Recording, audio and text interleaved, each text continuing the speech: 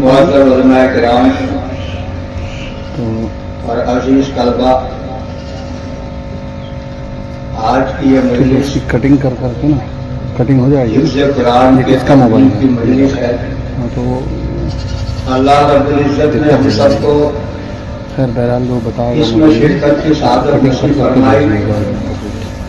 अल्लाह ताला हम सबके इस शिरकत को कबूल फरमाए और हमेशा हमें इसकी शहादत से अल्लाह ताला हम सबको नवाजते रहे। और खुसूसियत के साथ कि वो तालिब जिन्होंने कुरान पाक की हिफ्ज़ की तकमील की और इस इदारे में रहकर जो असातिज़ा ने उनके ऊपर मेहनत की, अल्लाह ताला इन सबके मेहनत को कबूल फरमाए और मोहतमीमीन मदरसा व जिम्मेदारान मदरसा को अल्लाह ताला सेहत व आफियत के साथ दीन दूरी रात गुजरी खिदमत की तौफीक अता फरमाए।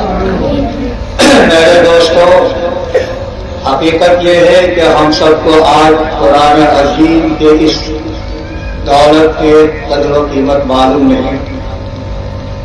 वजह यह है कि अल्लाह रब्बुल इज़्ज़त ने कुरान पाक की ये दौलत हम सबको घर बैठे अता फरमाई।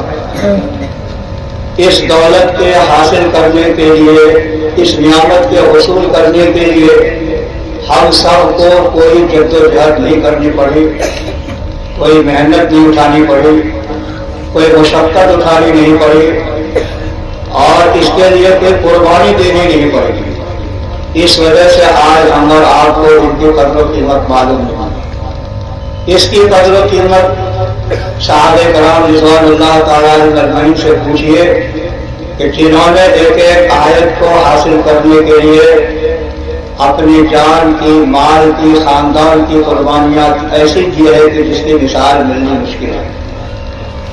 श्री अल्लाह रब्बुल इज़्ज़त ने इन्हें वो मकाम अता फरमाया था। साहबे कराम एक एक आयत को सीखने के लिए ऐसी मेहनतें उठाई, ऐसी मुशक्कतें बर्दाश्त की कि जिनका हाल हम और आपको मालूम है। हमारे सामने मदरसा खुला हुआ है, कुरान पाक मुजल्लद शक्ल में मौजूद है। आज उम्मत पढ़ने के लिए अपने दिलों के अंदर इसकी अहमियत पैदा नहीं करती। इसलिए मेरे अजीज तलबा, अल्लाह ताला ने आप लोगों को इस कुरान पाक के हिफाजत के लिए चुन लिया है।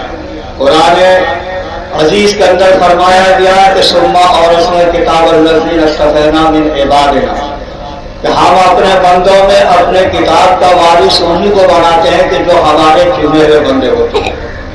अल्लाह रब्बुल इज़्ज़त ने इसलिए फरमाया कि इन्ना नहनु नज़्ज़लना ज़िक्र व इन्ना लहु हाफ़िज़ून, हम ही ने इस किताब को, इस नसीहतनामे को उतारा है और हमारे ज़िम्मे इनकी हिफाजत है। अजीज बच्चों, उलमाए किराम ने कुरान पाक के बहुत से सिफाती नाम क्या है कि गिनवाए हैं, लेकिन कुरान पाक के दो जाती नाम, एक तो कुरान और एक किताब, दोनों को कुरान पाक के अंदर क्या है कि बयान किया गया है। एक मकाम पर है इन्ना हाज़ल कुरान लिल्लती यहदी लिल्लती हिय अक़वम, यहाँ पर कुरान पाक का यह नाम कुरान के साथ जिक्र किया गया। और दूसरा नाम किताब है, ज़ालिकल किताब, यह नारे बफी, यहाँ कुरान पाक का दूसरा जाती नाम किताब बयान किया गया। किसी मकाम पर दोनों नामों को एक आयत के अंदर जिक्र किया गया है कि इन्नहु लकुरानुन करीम फी किताबिन मकनून ला यमस्सुहु इल्लल मुतहहरून। ये दोनों नाम अल्लाह रब्बुल इज़्ज़त ने कुरान पाक का जाती नाम अता किया और इन दोनों नामों से हमें इस बात के ऊपर इशारा मिलता है कि कुरान पाक की हिफाजत इन दोनों नामों से होता है। क्योंकि एक नाम तो कुरान है, कुरान के माने है, कुरान कहा जाता है कि कुरान ऐसी किताब है कि जो पढ़ी जाती हो, दोस्तों बहुत ज्यादा जिनको पढ़ा जाता हो, जिनका ताल्लुक पढ़ने से है, तो ये नाम क्या है कि कुरान का है। और किताब ऐसे कलाम को कहा जाता है कि जो कागज के वरक पर किताबी शक्ल में क्या कि महफूज हो। तो कुरान वो है कि जो पढ़ते जैसे बच्चे पढ़ते हैं तो इनको बार बार पढ़ने से सीढ़ी के محفوظ ہوتا ہے، اور کتاب جو لکھا ہوا چاہے کتابی شکل میں موجود ہو جو سفینے میں ہو، تو قرآن پاک بار بار پڑھنے سے سینے میں محفوظ ہوتا ہے، اور یہ ورق میں لکھے ہوئے سفینے میں محفوظ ہوتا ہے۔ تو گویا کہ میرے عزیز بچوں، یہ قرآن سینے میں محفوظ ہے اور سفینے میں محفوظ ہے۔ اس امت کے اندر قرآن پاک شروع سے لے کر آج تک محفوظ ہے۔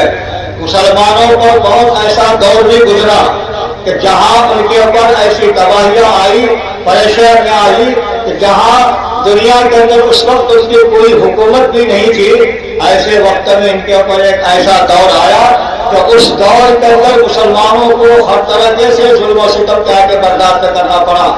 ایسے وقت بھی قرآن پاک مسلمانوں کے اندر محفوظ رہا۔ ایک وہ دور آیا فتنے کا، تاتاری فتنے کا دور آیا۔ اس فتنے میں یہ ہوتا ہے کہ ایک دن بغداد کے اندر 2 لاکھ سے زیادہ مسلمانوں کو تحقیق کیا گیا، اور اس کے بعد اس کا تحقیق کرنے کے بعد قرآن پاک کے مسئلے کو انہوں نے یہ کہا کہ ہم مٹا دیں، قرآن پاک کو دریا میں ڈالا گیا، اس طریقے سے قرآن پاک کو جلایا گیا۔ میرے بزرگوں دوستوں، مسلمانوں کا خون اس طریقے سے بہایا گیا کہ دریا کا پانی سرخ رنگ کا ہو گیا۔ اتنی کتابیں دریائے فرات اور ڈیلا کے اندر ڈالی گئی کہ 1 مہینے تک ان کے پانی کالے ہو کر کے بہتا رہا، اور اتنی کتابیں، اتنے قرآن پاک کے نسخے ڈالے گئے کہ وہاں ایک پل بن گیا جو ان کے اوپر کیا ان کی سواریاں کیا کے پاس ہوتی تھی۔ کہ یہ قرآن پاک کے ساتھ ان کے کافروں نے یہ سلوک کیا، یہ چاہا کہ ہم قرآن پاک کو کیا کہ دنیا سے مٹا دیں، ختم کر دیں، یہ ان کی کوششیں رہی۔ لیکن کیا کیجیے گا، جب دیکھا کہ 7 سال کا ایک بچہ قرآن پاک پڑھنا شروع کیا، بسم اللہ سے پڑھ کر ناش تک پڑھ کر کے ختم کر دیا، ان کو حیرت ہو گئی کہ میرے عزیز بچوں، یہ قرآن پاک کی عظمت، یہ ان کی عزت، یہ ان کی کرامت ہے۔ کیا کفر نور خدا کفر کی حرکت ہے خرداگر، پھوکوں سے یہ چراغ بجھایا نہیں جائے گا۔ تو آج اگر دنیا چاہے قرآن کو مٹانے کے لیے، یہی وہ وقت آیا کہ جب انگریزوں کا زمانہ آیا، انہوں نے بھرپور کوشش کی کہ ہندوستان کے قرآن کو مٹا دے، علماء کو مٹا دے۔ علماء نے قربانیاں دی، حفاظ نے قربانیاں دی، ان کی قربانیوں سے آج یہ قرآن پاک ہم تک پہنچا ہے، ان اسلاف کی قربانیوں سے ہمارے تک پہنچا ہے۔